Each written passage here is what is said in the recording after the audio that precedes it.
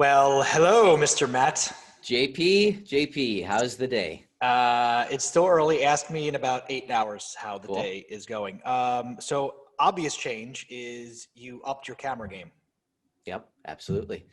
I was being shown up. My girlfriend told me that she liked your scene better than mine. So I was like, It's God because of the damn it, I flowers. have that. It's the It's the flowers yeah, and the it's the plants, right? plants. Exactly. So no, I've had this camera for a long time, and if anybody has a D60, a Canon D60, uh, mine kept turning off after, sometimes it'd be on for 5 minutes, sometimes it would be on for 45 minutes, and all of a sudden the power just goes out, and everybody could still hear me, but it was just a black screen. So found out that there was a firmware issue, and updated the firmware this weekend and was tinkering around with it. So this is kind of the first jump in with it. So we'll see how it goes. Well, maybe now I have to get a better camera for myself. And the game of one-upsmanship continues. Oh man! All right, so Mr. Matt, let's jump into this. Has been now. I think we. Our goal here is to try to not pigeonhole these episodes as like happening on Monday or Tuesday. Yes.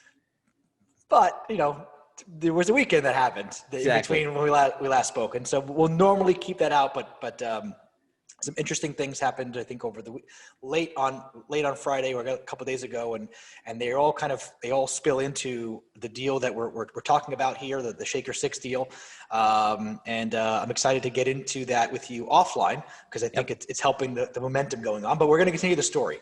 So I think last episode we left off where we talked about debt. And I think in this episode, we're going to get into our equity partners that we brought into the deal and people to help us help get the deal over the finish line. So on that end, I'll kind of get things started. So we're not going to use real names. We'll just talk about in generality. So over the past, how long now? I guess 2 years, year and a half, 2 years. Yeah. You and I are part of a real estate educational network. It's a great network, really fantastic people in the network, like good quality people that you want to surround yourself, right? And I was thinking about this over the weekend, in the very, very beginning, when I first got into to wanting to explore real estate as a vehicle for passive income. And by the way, you've heard me say this joke. There is nothing about this level of real estate that we do that is passive. Exactly. This is the most active thing I've ever done. But anyway, in the beginning, you try to take on as much information as you can, whether you're reading books, listening to podcasts, or maybe shows like ours. And part of that was Bigger Pockets. Bigger Pockets was I want to say a good influence. It helped me understand that I didn't want to be in the single family world, which is fine, but that wasn't for me. But I love the way the guys really help open me up to mindset and some really good books, like personal development books.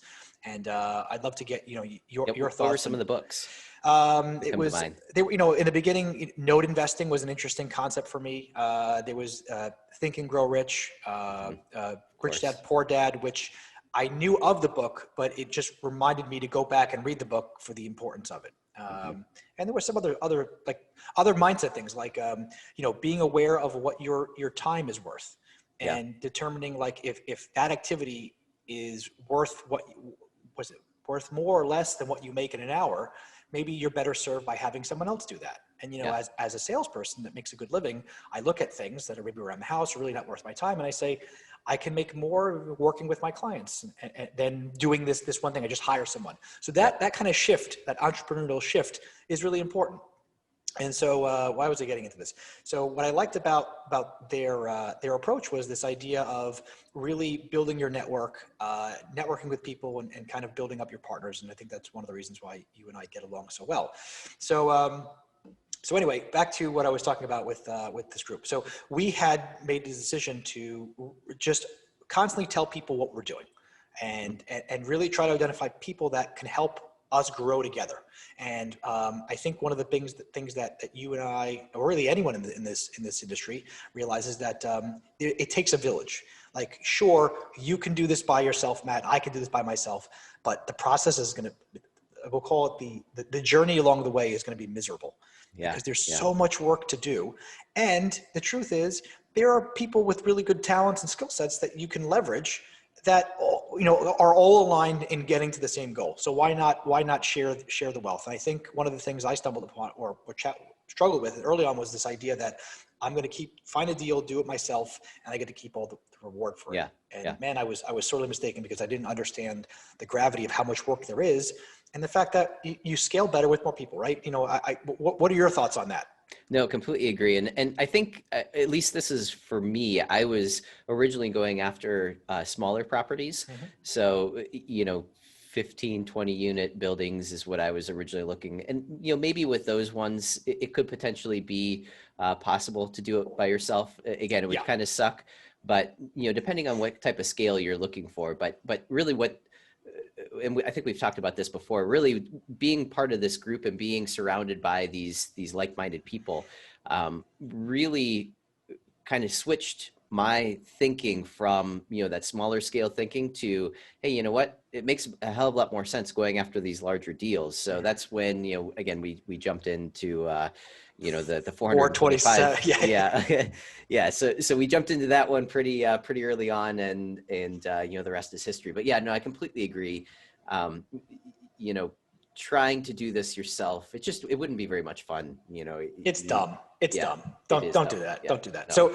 So we started to build relationships with a number of people that want to get into bigger deals, and their strengths were in helping to raise money. Now, raising money in real estate without a broker's license is sort of this gray area of things, and our intentions and our goals are to do this in a way that was within the bounds of the law of the land, the SEC laws, and at the same time also make it fair and equitable for the people and our partners that are working with us. So we entered in discussions. Hey guys, we're working on a bigger deal. We're looking to get some help, and we've identified, I don't know, about probably 4 or 5 different people that we're going to help bring some investors into our deals. And while we were negotiating the offer, right, before we lost the deal, we were kind of shopping the deal around to get people on board with the idea that we got it, right? It's just like this pre-marketing that you do. Mm-hmm. And we saw a lot of positive feedback. Yep, keep me posted when you get the deal under contract. Let's do it. Great. So then when the deal came back up again, we're like, crap, how are we going to go scramble? How much? I think in the beginning it was about $8 million we needed to raise. Yeah. Yep. Or take. Yeah. Now, Matt and I have been building a business that's going after the deals themselves and how to operate them. It's a whole job in itself, raising the capital and managing investors, and that's why we decided let's partner with people that do that really well, because it all jives together. And so one of the partners that we identified was like, yep, well, I'll be able to help you raise a significant amount of money and be able to participate by providing our net worth and liquidity by signing on the loan. And that's another thing, being a loan sponsor. And another person that's in the group here was like, yep, I can help with this. So we negotiate the contract the second time, and we get under contract. And I think it was the next day or maybe the same time, the one person, the one big fish was like, yeah, I can't really help with the raising of the money, and I can't use my net worth, and I can't do these sort of things. Sorry, next time. Which is kind of the name of the game in this. So, it causes us to scramble to other people, right? So the other person that was willing to help out, we're like, okay, one big fish fell out, can you help fill those shoes? And originally it was, wow, that's a tall order, but let's see what I can do. I'm going to roll up my virtual sleeves here, and let's see what we can do. And then at the same time, we started reaching out to other people in the group, or actually that person started introducing us to other associates that also had really good connections. And so we just did the show, which is explaining the deal, talking about the upside, and talking about what we can do to work together. And that led to more discussions and a lot of marketing material that we had to create. Matt, I gotta give you credit here. You do a really great job of making marketing packages with InDesign and some other things that you use that look really, really top notch. And we get comments all the time. This isn't like a horn tooting thing. I think that's what helps us. And if you're in this business, that's what's going to help you, is make your marketing materials look top notch. Don't do it yourself if you're not good at it. Hire a graphic designer, because perception is everything. So you want to. Yeah, absolutely. That's their first exposure to you, to the opportunity. And if it looks good, if it looks buttoned up, it's just going to help you. So it almost looked like it would have come from a broker sort of thing. That's the sort of quality that we aim for. So anyway, we started these conversations with him, and Matt and I had built out a equity sharing model and a profit sharing model for our partners in a way that made it fair, for everyone involved. And so the second person that stepped up, ultimately a couple days into this, had said, listen, I have too much on my plate. I can't actually help you with the whole raise, but hopefully the people that I introduced you to can help. So now we've got the second baton being passed on. And each time the baton is passed on, it's passed on to someone that might not have the capacity to make the sort of raising impact that we needed at that time. So our potential for getting that $8 million just gets smaller and smaller. And to offset that, we need to reach out to more people. Right. Yep. And it became very difficult, and it became difficult because we early on, we started doing a lot of very frequent communications with our partners. We've open and honest is part of our core values. And I think people like to know what's going on, especially if it's in the early stages where every day something is happening, right? Like where we get the contract signed, we have to work towards setting up our inspections, working on getting our debt. There's a lot of things that go on, and we'll get into that in the due diligence part here. But we identified a number of partners that were going to help us do the equity raise. Before we get into the scramble begins, right? And any other pieces that I missed on that subject, Mr. No, Matt? I don't think so. And I think, the important part is you're doing all of this, you're reaching out to all these different people, but like you just sort of touched on there, you're also doing all of these other things at the same time. You're lining up the due diligence, you're lining up, the inspections and paperwork, and working with the attorneys and working on the PSA. So there's, it's not like there's only one task going on at any one time. There's 10, 15 different things going on all at the same time that, you have to, get in line so that those processes can start, so that again you're in a good position when the time comes, which I don't think that a lot of people realize, especially again the money side of this is one thing, but there's so much that goes in behind the scenes that people that are looking to invest in these opportunities may not necessarily recognize how many other things have to be happening in concert all at the same time. So Yep. So, I guess the scramble begins would be the next phase of this. So the scramble begins, which means we now have a clock. The clock starts ticking. Under contract, we have a period of time to complete our inspections, our due diligence or diligence.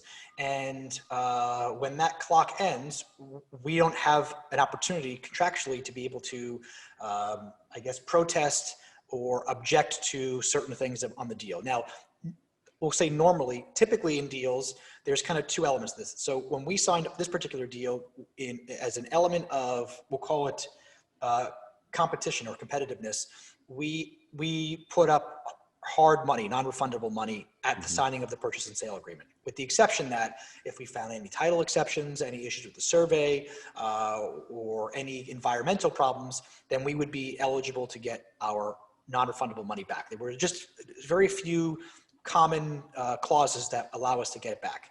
And then we were to make another deposit at the end of our due diligence period. I think we had 30 days of our inspection period. Yep.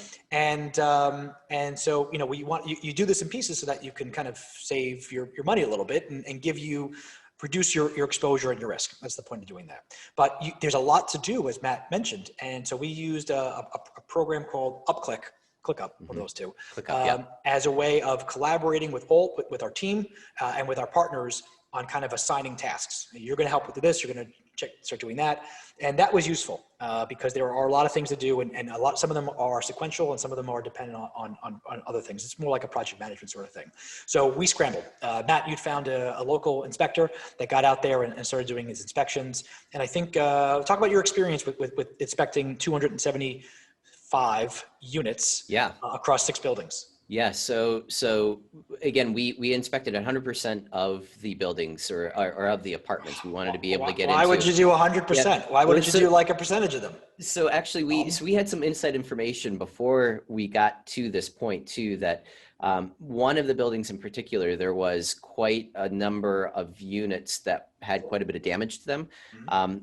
And I should back up to this particular city has what's called a point of sale inspection. So basically what that means is the city actually walks through the property and makes a list of any types of code violations or anything like that that they might find. So we had that entire list.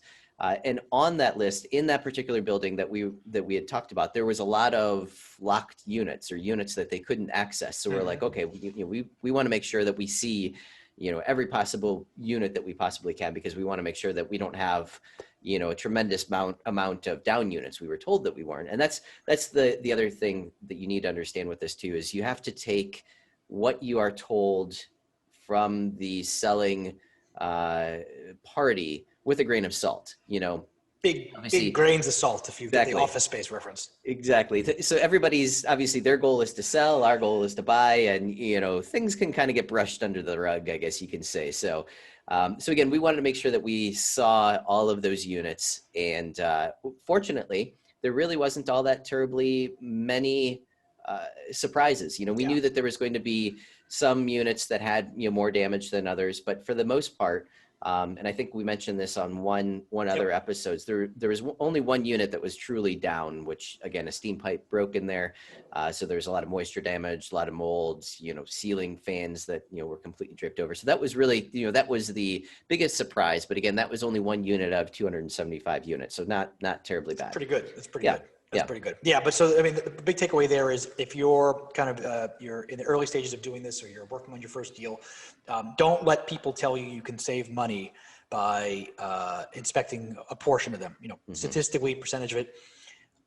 What is the risk reward there? Your risk is, you're spending a few $1,000s more, but your reward is potentially very large, because you might be able to find 10, some percentage of those units are hard down to the studs that need replacement. And that could cost $30,000, $40,000, $50,000 to redo, depending on your market and some other things.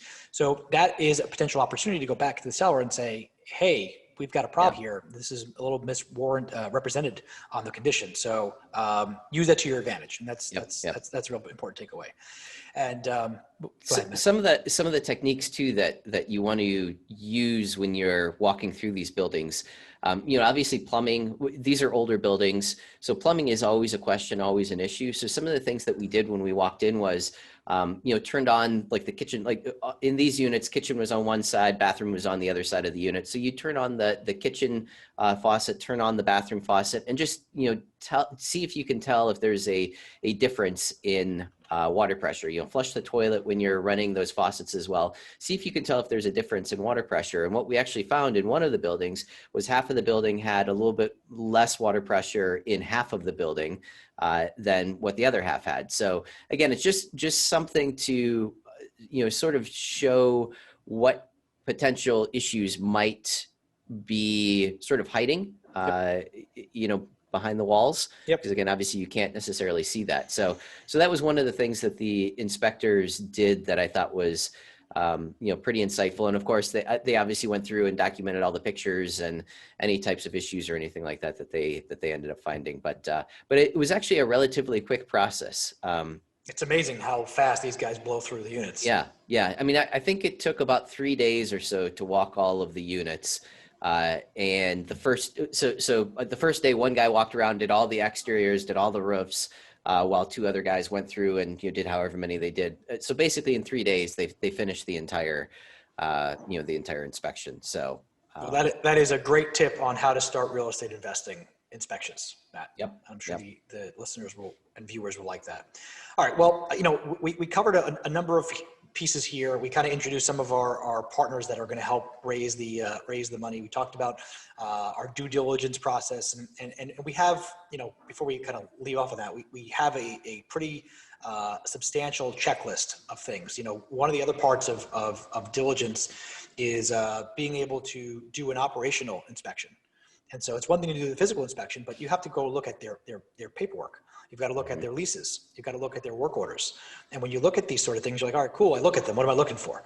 So, one of the things that we had our director of operations look at was in the work orders, go through them for the last number of years and see if you notice a pattern. For example, maybe picking things here out of the air.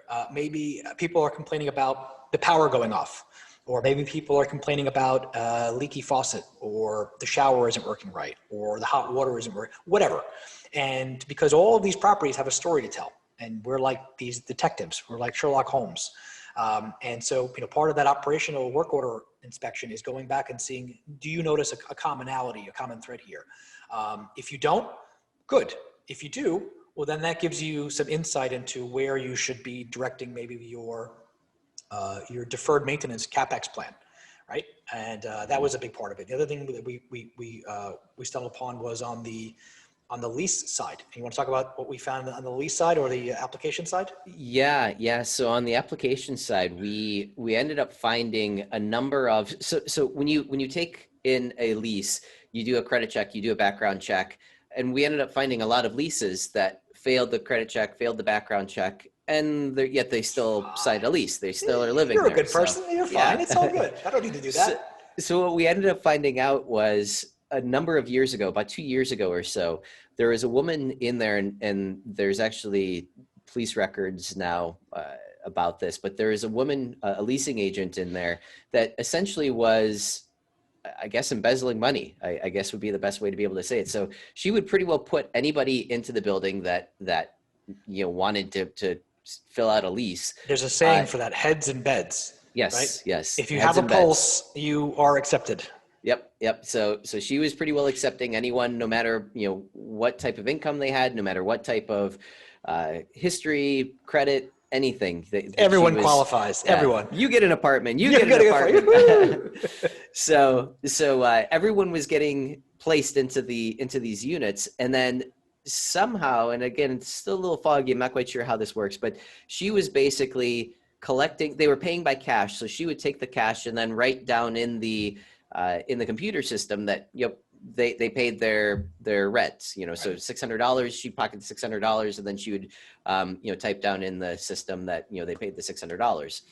So this went on for about 6 months or so, and eventually, and people ended up catching on. And they're like, we supposedly have all of this rent coming in, but where's all the money? Where's all the cash? And eventually ended up catching up with her. So needless to say, she's no longer there. But we noticed this in all of the leases. We noticed that there was, why is it that all of these people were allowed in, but yet failed all of these tests? And that's when we found out about this whole issue. So that led down to, well, how many more of these people are still here? And there are still currently, or at least a few months ago, there was still currently a handful of people, 6-7 people that were still left over from that. And the current property manager has been working really, really hard to, remove all of that riffraff, all of the issues that caused over probably the last year or so. She's been working to clean the place up. So, so that was an insight that we learned simply by looking at the leases. Yeah, and doing the inspections. And a lot of times people in our industry talk about, especially trying to help people learn how to do real estate investing. You talk about the importance of inspections, but I feel like there is a bit of a gloss over. Yes, there's the physical inspections, but there's the operational side. The other thing that is important to do too is what are called lease audits, and that's where you verify that you go through all of the leases that are on file, and you verify compared to the rent roll. Okay, this lease is for JP Albano. The rent roll says JP Albano. Names are right. Good. This lease says it's for $800. The rent roll says $700. Wait, there's a difference there. Are the security deposits, they match up? Do the move-in dates match up? And just verifying things. And I think when we went through that, there were a number of discrepancies. Wasn't the end of the world, but it just tells us when we take over what needs to be addressed and what needs to be corrected when we take over those files and put them on our system. But that's a really important part. So I think we covered a lot of ground here. And, you know, in our next episode, we'll go back into some of the marketing things that we touched upon very early on here. And then what happens after our due diligence hustle and how we scrambled to get all of this work done in a very condensed period of time. To be continued. Including, you know, financing and raising money and all that fun stuff. So absolutely. With that, Matt, this is fun talking with you, and I'll see you on the next one. Sounds good. Bye. Bye.